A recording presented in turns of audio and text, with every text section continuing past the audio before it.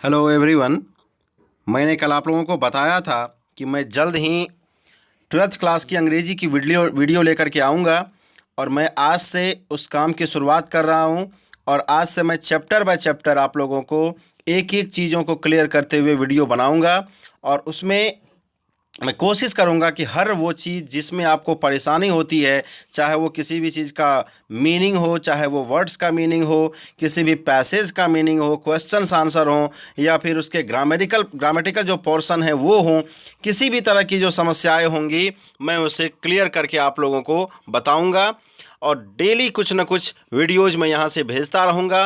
हर तरह की वीडियोज़ होंगी, चाहे वो बुक के लिए हो, चाहे वो प्रोज सेक्शन से हो, पोएट्री सेक्शन से हो, एसेज के वीडियो हों, या फिर जो ग्रामर हैं, ग्रामर की जो हर एक चैप्टर हैं, मैं हर एक चैप्टर का बारी बारी से वीडियो बना करके आप लोगों को भेजूंगा। आप लोग यूट्यूब पर, फेसबुक के मार्फत, व्हाट्सएप ग्रुप के मार्फत आप लोग लगातार इसको यूज करेंगे, देखेंगे, काफ़ी फ़ायदा होगा। जहाँ पर जिस चीज़ में कहीं पर भी कोई अगर समस्या होगी तो वो कमेंट के थ्रू या फिर पर्सनल आईडी के थ्रू मुझे आप लोग कमेंट करेंगे, उसे बताएंगे। और जहाँ पर जिस तरह की भी दिक्कत होगी मैं उसे समाधान करने का भरपूर कोशिश करूँगा।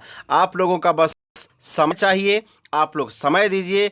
मैं हर तरह से, हर दृष्टिकोण से, जहां भी जिस तरह की जो समस्या होगी मैं हर तरह से उसको डील करने का, सॉल्व करने का कोशिश करूंगा। सबसे पहले जो मैं शुरुआत करूंगा वो आपका जो रेनबो बुक है, रेनबो जो आप लोग 100 मार्क्स के अंग्रेजी में पढ़ते हैं, उसका पहला चैप्टर है इंडियन एंड कल्चर, भारत की सभ्यता और संस्कृति। उससे मैं स्टार्ट करूंगा। आप लोगों को परेशान होने की कोई आवश्यकता नहीं है। मैं अब आप लोगों को के बीच उपस्थित हूं। आप लोगों को सारी जो सुविधा है, जो भी ट्यूटोरियल्स होंगे, सारे वीडियो लेसन्स मैं यहाँ से कवर करके आप लोगों को दूंगा। आप लोग उसको यूज करेंगे, देखेंगे, सीखने का कोशिश करेंगे।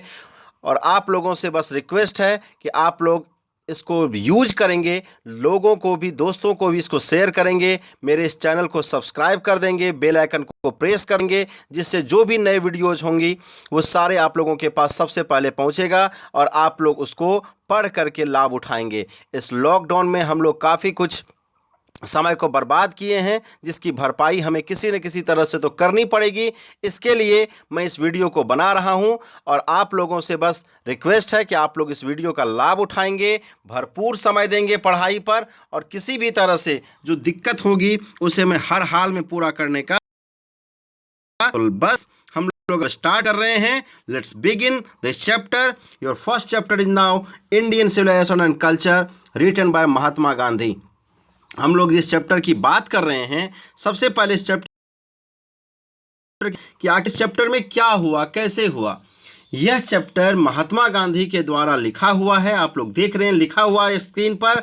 और यह चैप्टर में काफी कुछ महात्मा गांधी के बारे में भी एक व्यूज है हमारे इंडिया के लोगों के प्रति, वो यहाँ पर दिखाया गया है कि किस तरह से हमारी कल्चर है, किस तरह से हमारी सिविलाइजेशन है, सभ्यता है, उस सारी चीजों का यहाँ पर जिक्र किया गया है इस चैप्टर के अंदर में। तो बस हम लोग अब शुरुआत करते हैं।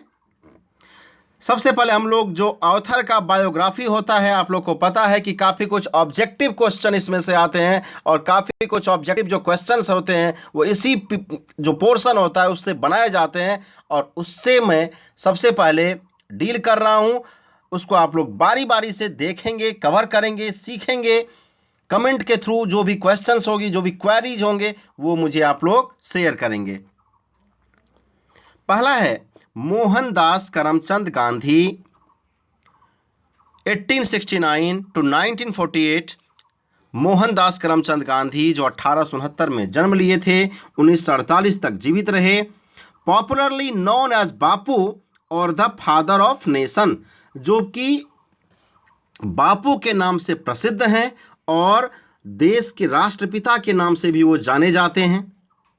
Was more a spiritual leader than a politician, वह पॉलिटिशियन के तुलना में एक स्पिरिचुअल लीडर वो अधिक थे। Than a politician successfully use truth and non violence as the chief weapons against the British rule in India and help India gain independence. हम लोग जान रहे हैं कि वह सफलतापूर्वक सक्सेसफुली यूज्ड किए थे किसको, the truth and non violence को, सत्य और अहिंसा को एज द चीफ वीपन्स, अपने प्रमुख अस्त्र के रूप में against the British rule, Bharat पर जो शासन चल रही थी ब्रिटिश की, जो अंग्रेजों की, उस रूल के खिलाफ, और वो मदद किए थे भारत को अपनी आज़ादी को प्राप्त करने में। क्या लिखा हुआ है, इन India and help India gain independence, India को मदद किए थे इंडिपेंडेंस को प्राप्त करने के लिए, उसकी जो स्वतंत्रता थी वो प्राप्त करने के लिए। फ्रॉम 1915 टिल 1948, 1915 से लेकर के 1948 तक। आप लोग को पता है कि 1915 में गांधी जी साउथ अफ्रीका से भारत लौटे थे और 1948 में उनकी मौत हो गई थी, डेथ हो गई थी। ही कंप्लीटली डोमिनेटेड इंडियन पॉलिटिक्स, वह अपने जीवन को पूरी तरह से दान मान के चलिए कर दिए, डोमिनेट कर दिए इंडियन पॉलिटिक्स में, भारतीय राजनीति में।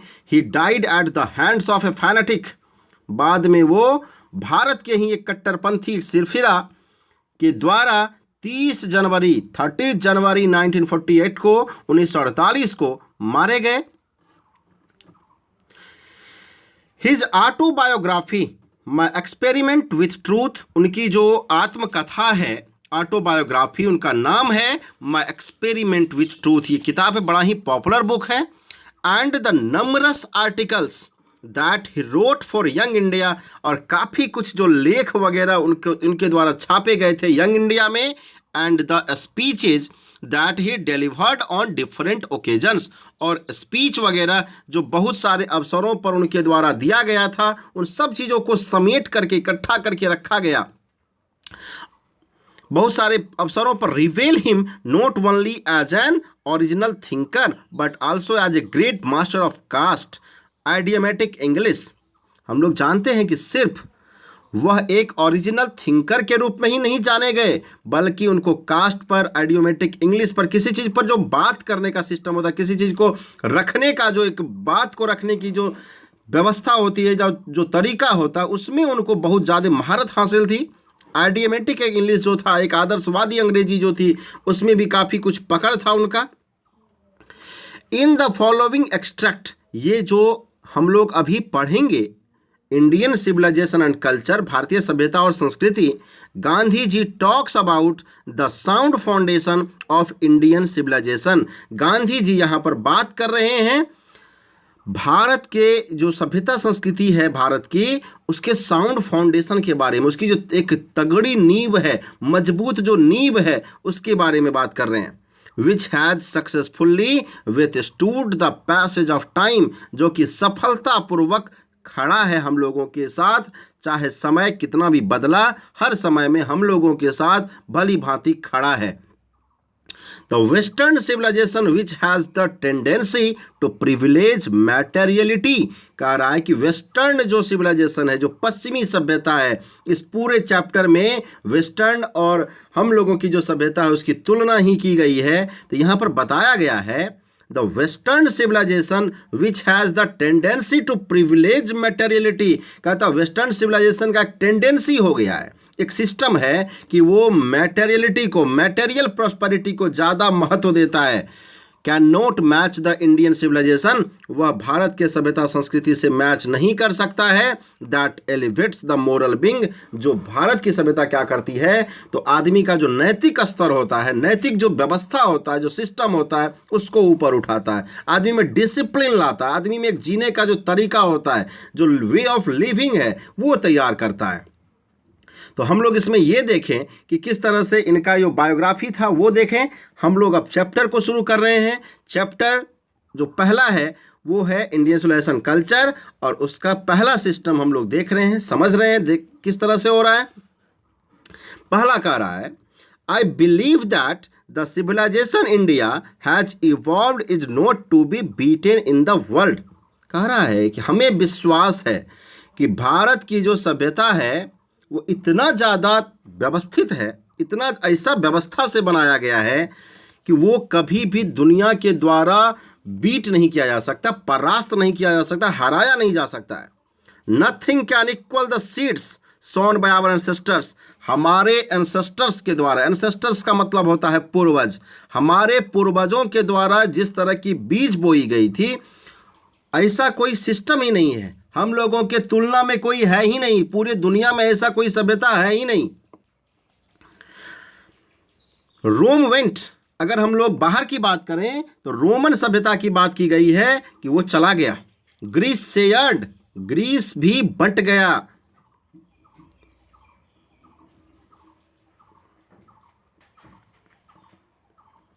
चाइना फेट, सेम फेट, उसी तरह का, उसका भी वही हश्र हुआ। द माइट ऑफ द फारस वाज ब्रोकन, फारस के राजा की जो सिस्टम थी, जो शक्ति थी, जो एक स्ट्रेंथ थी, वो भी टूट गया, बिखर गया। Japan has become westernised, Japan पूरी तरह से वेस्टर्नाइज हो गया, पश्चिमी सभ्यता में बदल गया, घुल मिल गया। Of China nothing can be said, और चीन के बारे में तो कुछ कहा नहीं जा सकता है। But India is still somehow और अदर, लेकिन भारत जो है वो अभी भी उसी स्थिति में खड़ा है।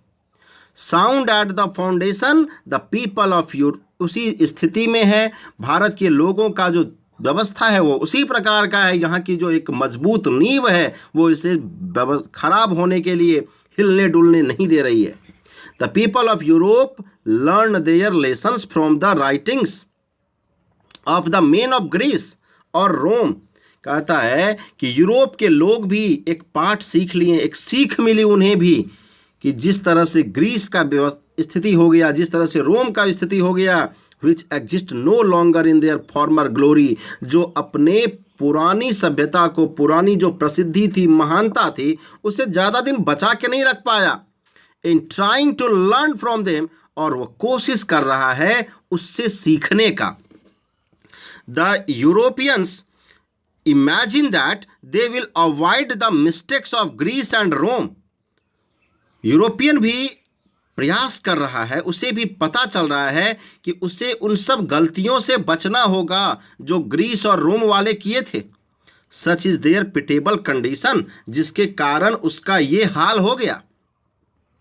पैसेज नंबर 2 में देखिए, in the midst of all this, इन सब चीज़ों के मध्य में अगर हम लोग बात करें, इंडिया रिमेन्स इमूवेबल, इंडिया अभी भी स्थिर रूप से पड़ा हुआ है। इमूवेबल मतलब स्थिर, जो इधर उधर नहीं हो सके।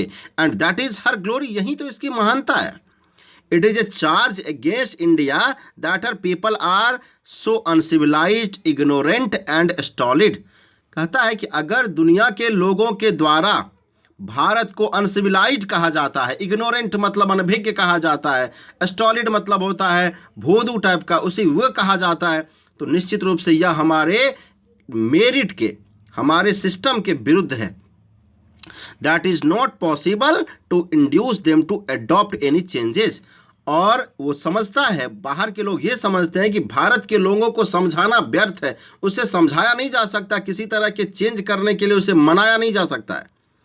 It is a charge really against our merit, यह हमारी मेरिट के बिल्कुल खिलाफ है। What we have tested and found true on the anvil of experience, जिसे हमने आज तक कई प्रकार के अनुभव से पता किया है, समझा है। वी डेयर नॉट चेंज, हमें इतनी हिम्मत नहीं है, या हमें किसी तरह के बदलाव करने की आवश्यकता नहीं है, शक्ति नहीं है। Many thrust their advice upon India, विदेशों के काफ़ी एडवाइस इंडिया के ऊपर पड़े, इस तरह से करना चाहिए, ये करना चाहिए, लेकिन कुछ ऐसा हुआ ही नहीं। एंड सी रिमेन्स स्टेडी, और इंडिया अभी भी स्थिर ही बना रहा। दिस इज हर ब्यूटी, यही तो इसकी सुंदरता है। It is the sheet anchor of our hope, और यह हमारे विश्वास को और ज़्यादा बढ़ा देता है, हमारे विश्वास को और मजबूत बनाता है। 3 नंबर पैसेज में देखिए, कह रहा है civilization is that mode of conduct. Civilization क्या है? तो मोड ऑफ कंडक्ट है, आदमी को आदमी से जुड़ने का एक तरीका है, आदमी को चाल चलन आचरण का एक तरीका है। Which points out to man the path of duty, जो आदमी को अपने कर्तव्यों से रूबरू कराता है, आदमी को दिखाता है कि हमें क्या करना चाहिए, हमें क्या नहीं करना चाहिए। Performance of duty and observance of morality, अपने ड्यूटी के हिसाब से परफॉर्म करना चाहिए, अपनी मोरालिटी को ऑब्जर्व करना चाहिए, देखना चाहिए, समझना चाहिए। आर कन्वर्टिबल टर्म्स, ये सब चीज़ जो है वो बदलने वाली चीज़ है। To observe morality is to attain mastery over our minds. और ये सब जो चीज़ है, ये सब चीज़ों को देखने से मोरालिटी क्या हो चुकी है, तो हमारे दिलो दिमाग पर बैठ गई है। एंड आवर पैशंस, हमारा ये पैसन हो चुका है। सो डूइंग, इस तरह से वी नो आवर सेल्फ्स, हम लोग अपने आप को जानते हैं, हम लोग अपने बारे में समझते हैं। The Gujarati equivalent for civilization means, अगर गुजराती भाषा में कहें, गुजरात के लोग जो हैं गुजराती सिविलाइजेशन का मतलब समझते हैं गुड कंडक्ट, यानी एक अच्छी आचरण, अच्छी व्यवहार। 4 नंबर में देखिए क्या कह रहा है, if the definition be correct, अगर यह डिफिनेशन सही है, then India as so many writers have shown, और अगर इंडिया की बात की जाए तो काफ़ी कुछ लेखक जो हैं, राइटर्स जो हैं, वो दिखा चुके हैं, समझा चुके हैं, has nothing to learn from anybody else, किसी से कुछ सीखने की आवश्यकता हमें नहीं है। And this is as it should be, और अगर ऐसा होगा तो ऐसा होना चाहिए। 5 नंबर में कह रहा है, we notice that the mind is restless bird, हम लोग नोटिस करते हैं, देखते हैं कि माइंड जो है वो एक रेस्टलेस बर्ड की तरह है, बेचैन चिड़िया की तरह है। जिस तरह से पक्षी कभी शांत नहीं रहता है, हमारा दिमाग भी उसी तरह का है, हमारा दिमाग कभी शांत नहीं बैठता है। The more it gets the more it wants, आदमी को जितनी अधिक चीज़ों की प्राप्ति हो जाती है उसका चाहत उतना अधिक बढ़ जाता है। हम लोग जितना अधिक पाते हैं उतना अधिक हम लोगों की चाहत बढ़ जाती है, उतना ही चाहते हैं फिर से। एंड स्टिल रिमेन्स अनसेटिस्फाइड, और आदमी अंततः जो है वो अनसेटिस्फाइड रह जाता है, यानी उसे संतुष्टि मिल नहीं पाती है। The more we indulge in our passions, जितना अधिक हम लोग अपने पैशन में वस्तुओं को, चीज़ों को यूज करते हैं, द मोर अनब्रिडल्ड दे, आदमी उतना अधिक उसमें फंस जाता है, आदमी उतना अधिक बेचैन हो जाता है, उसका आदी बन जाता है। बिकम आवर एंसेस्टर्स, हमारे जो पूर्वज थे, देयरफॉर, इसीलिए set a limit to our indulgences, हमारी जो उपयोगिता थी, हमारी जो इच्छाएं थी, उसको एक लिमिट सेट कर दिया, उसको एक सिस्टम में बांध दिया। दे सॉ दैट, वो देखते थे, happiness was largely A mental condition, कि खुशी जो थी वो एक मानसिक व्यवस्था पर आधारित थी, एक मानसिक स्थिति थी। आदमी सामान्य से, वस्तुओं से खुश नहीं हो सकता है। 6 में हम लोग देखते हैं, कहता है man is not necessarily happy because he is rich, एक आदमी इसलिए खुश नहीं है कि वो रिच है, और unhappy because he is poor, और अनहैप्पी इसलिए है कि वो पुअर है, ऐसी बात नहीं है। The rich are oft seen to be unhappy, और अमीर लोगों को प्रायः अनहैप्पी देखा जाता है। The poor to be happy, और जो गरीब लोग होते हैं ना, वहीं ज़्यादा खुश होते हैं। Millions will always remain poor, अभी भी करोड़ों लोग पुअर हैं, लाखों लोग पुअर हैं।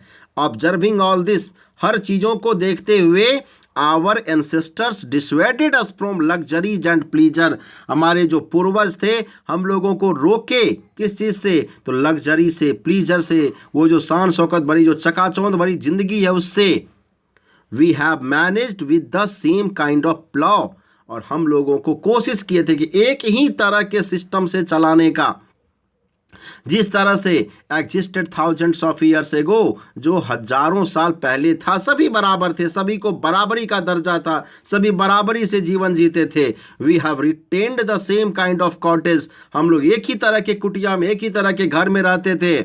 We had in former times and our indigenous education remains the same, हम लोगों की बुद्धिमानी तो वही है, हम लोगों का व्यवस्था तो वही है, एजुकेशन हम लोग का वहीं पर है जैसा पहले था। We have had so system of life corroding competition, लेकिन हम लोगों का भी जो व्यवस्था है, हम लोगों का जो सिस्टम है, जिस तरह से हम लोग जीवन में आगे बढ़ सके, वो व्यवस्थित है, चल रहा है।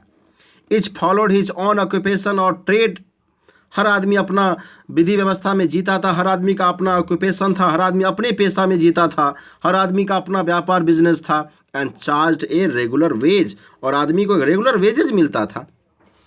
इट वॉज नोट दैट, ऐसी बात नहीं है, we did not know how to invent machinery, हमें यह बात की पता नहीं थी कि हम लोग किस तरह से मशीनरी को आविष्कार कर सकें, but our forefathers knew that, लेकिन हमारे जो पूर्वज थे ना, उन्हें यह बात की पता थी, if we set our hearts after such things, कि अगर हम लोग अपने दिल को इस चीज़ पर लगा दें, अपने दिमाग को इस सब चीज़ों पर लगा देंगे, वी वुड बिकम स्लेव्स, तो हम लोग उन सब चीज़ों के गुलाम बन जाएंगे, जैसा अभी हो रहा है ऐसा है, and lose our moral fibre, और हम लोगों का जो नैतिक स्तर है उसका पतन हो जाएगा, हम लोग उसको खो देंगे। दे देयरफॉर, इसीलिए आफ्टर ड्यू डेलिब्रेशन, उन सब बाधाओं के बावजूद, decided that we should only do what we could with our hands and feet, इस बात पर निर्णय लिया गया कि हम लोग उतना ही चीज़ करेंगे, हम लोग उतना ही चीज़ों को कर सकेंगे या करना चाहिए जो काम हम लोग अपने हाथ पैर के बलबूते, अपने बलबूते कर सकते हैं। दे सॉ दैट, उसने दिखाया, that our real happiness and health consisted in a proper use of our hands and feet, हम लोग का रियल हैप्पीनेस जो है, हमारा जो हेल्थ है, वो इस चीज़ पर कंजिस्ट करता है कि किस तरह से हम लोग अपने हाथ पैर को रियल, हम लोग अगर खुश रहना चाहते हैं तो किस तरह से अपने हाथ पैर को काम में लगाएं, किस तरह से अपने हाथ पैर के द्वारा जब काम किया जाता है, अपने शारीरिक व्यवस्थित ढंग से अगर काम किया जाता है तो आदमी उस हिसाब से स्वस्थ या फिर खुश रह सकता है। 7 में कह रहा है, दे फर्दर रीजनड दैट, एक और रीजन ये था, that large cities were snare and useless encumbrance, बड़े बड़े जो शहर थे उनके अनुसार कि वो बेकार के चीज़ है, वहाँ जाकर के लोग जाल में मानो फंस सा जाता है, and that people would not be happy in them, और वहाँ पर भी लोग खुश नहीं रहेंगे, उनका ऐसा मानना था, that there would be gang of thieves, और वहाँ पर चोरों का, डकैतों का गिरोह रहता है, समूह रहता है। तो हम लोग अभी यहाँ तक देखें 7 नंबर तक। आप लोगों को ये वीडियो कैसा लगा, किस तरह का था, किस तरह की बातें लगी, कैसा सिस्टम था, समझ में आया या नहीं, अगर आप लोग कमेंट करेंगे तो मुझे पता चलेगा कहाँ कमी थी या क्या और भी करना चाहिए। जिस तरह का सुझाव हो, जिस तरह का व्यवस्था हो, जैसे भी बातें हो, कहीं पर भी अगर दिक्कत हुई होगी तो मुझे आप लोग कमेंट करके पूछेंगे और मैं आप लोगों को ज़रूर बताऊंगा। आप लोगों को इस तरह से मैं लगातार वीडियो डालता रहूंगा, ग्रामर के भी वीडियोज होंगे, हर एक तरह का। आज तो बस मैंने शुरुआत किया है और आप लोगों को बस ये चीज़ मिलता रहेगा। Bye bye and take care, God bless you.